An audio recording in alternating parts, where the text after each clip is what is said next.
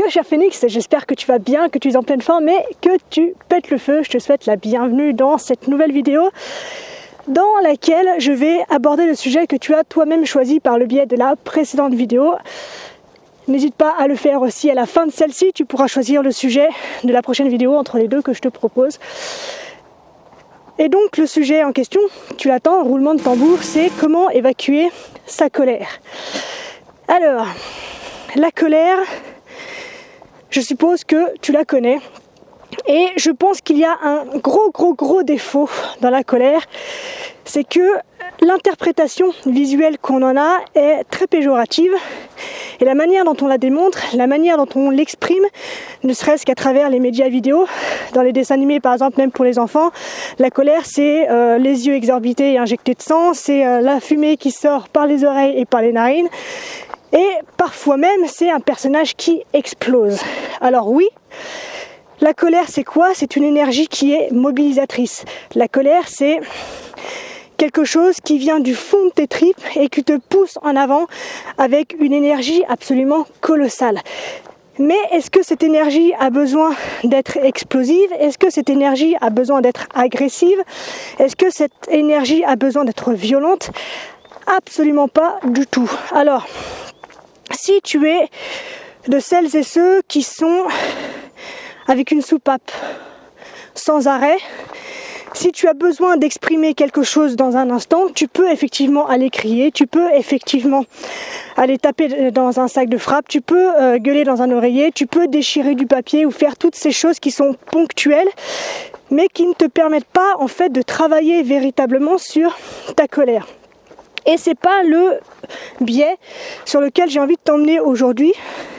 J'ai plutôt envie de t'emmener sur quelque chose de sain, quelque chose de profond et quelque chose qui sera efficient en fait sur le long terme. Comme tu le sais, ou peut-être pas, j'ai pratiqué le judo pendant des années. Et au judo, l'une des premières choses que l'on nous apprend lorsque l'on est petit, qu'on commence le judo, c'est le code moral. Dans ce code moral, il y a la règle suivante, la maîtrise de soi, c'est savoir se taire lorsque monte la colère. Savoir se taire, ça ne veut pas dire l'étouffer. Savoir se taire, ça ne veut pas dire la refouler. Savoir se taire, ça ne veut pas dire accepter l'outrage qui nous a été fait. Savoir se taire, ça veut dire savoir se maîtriser justement, la maîtrise de soi. Ça veut dire respirer un bon coup et ne pas se laisser ensevelir, ne pas se laisser mobiliser par l'énergie explosive qui nous envahit à un instant T. C'est savoir la canaliser à travers les arts martiaux notamment, dans cet exemple-là, et l'exprimer de manière saine et de manière assertive. De manière assertive, ça veut dire que tu exprimes en fait ton besoin et ton droit sans empiéter sur celui de la personne qui est en face de toi. Et donc, ce que je te propose aujourd'hui comme ligne de conduite ou de réflexion, c'est de t'interroger sur ce que la colère vient te dire. Parce qu'il faut comprendre, il faut savoir que toutes les émotions que tu ressens ont un message bien précis. Celui de la peur, c'est celui de te dire que tu es en danger et que le besoin derrière ça, c'est la mise en sécurité par exemple. Et donc le message de la colère, c'est une règle importante pour toi, pour moi, n'a pas été respectée.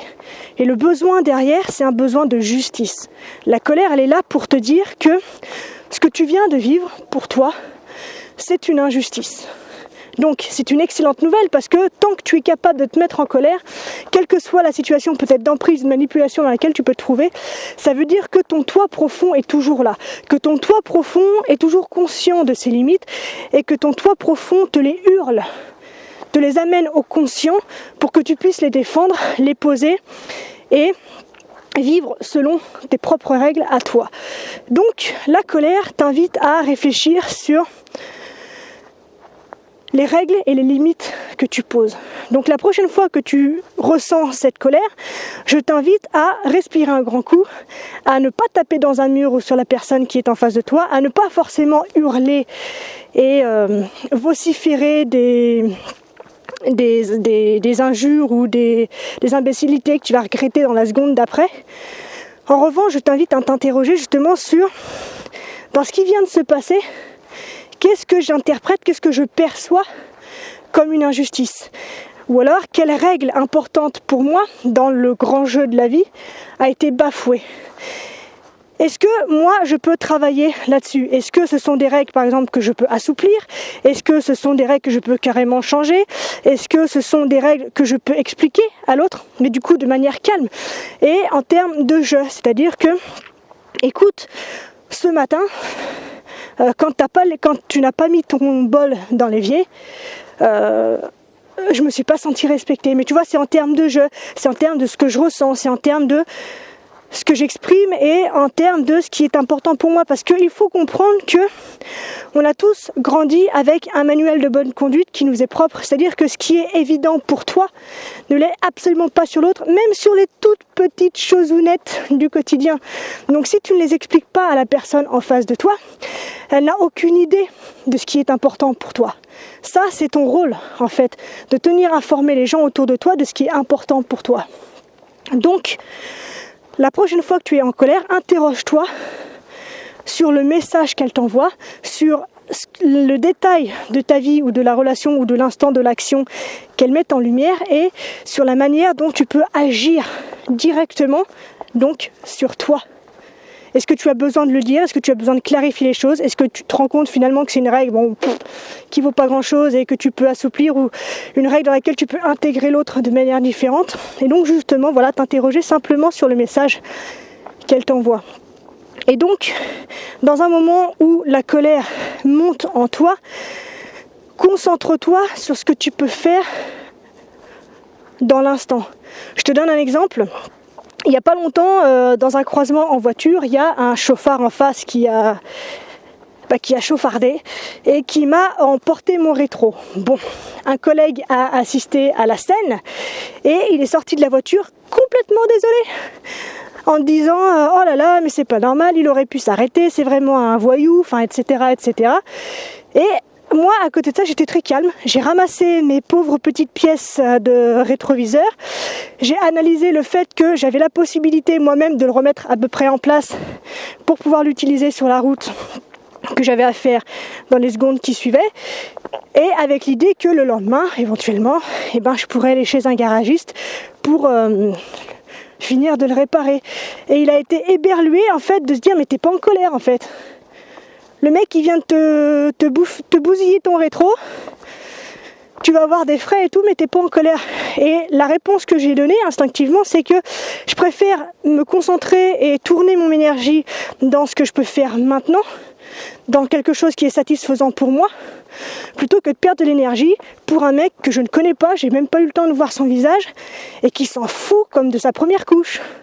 Donc, quand tu es en colère, concentre-toi sur ce que tu peux faire, concentre-toi sur ce que tu ressens et concentre-toi sur la manière dont tu peux canaliser tout ça de manière extrêmement saine pour toi. Parce que tu es la personne la plus importante de ta vie et la manière dont tu te traites est le reflet de la manière finalement dont tu traites tes relations à l'extérieur. Donc voilà, j'espère que ce petit message est satisfaisant pour toi. Prends le temps donc de t'écouter. De toute façon, la base de tout, c'est ça, avec bienveillance, sans jugement, sans culpabilité. Et écoute le message de ton émotion, la colère qui est extrêmement saine. Pourquoi ? Parce que ça signifie que tu es en vie, ça signifie que tu as des limites, ça signifie que ta personnalité, qu'importe la situation dans laquelle tu te trouves aujourd'hui, elle est là, elle est vivante, elle existe et elle s'exprime.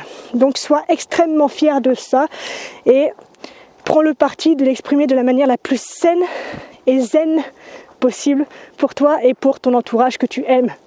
On est bien d'accord que tu l'aimes cet entourage et que tu n'as pas envie de péter des câbles sans arrêt parce que tu ne sais pas contrôler donc cette énergie démentielle que te propose ta colère. Donc, n'hésite pas à te retrouver dans le petit i qui se retrouvera quelque part là-haut pour choisir le sujet de la prochaine vidéo.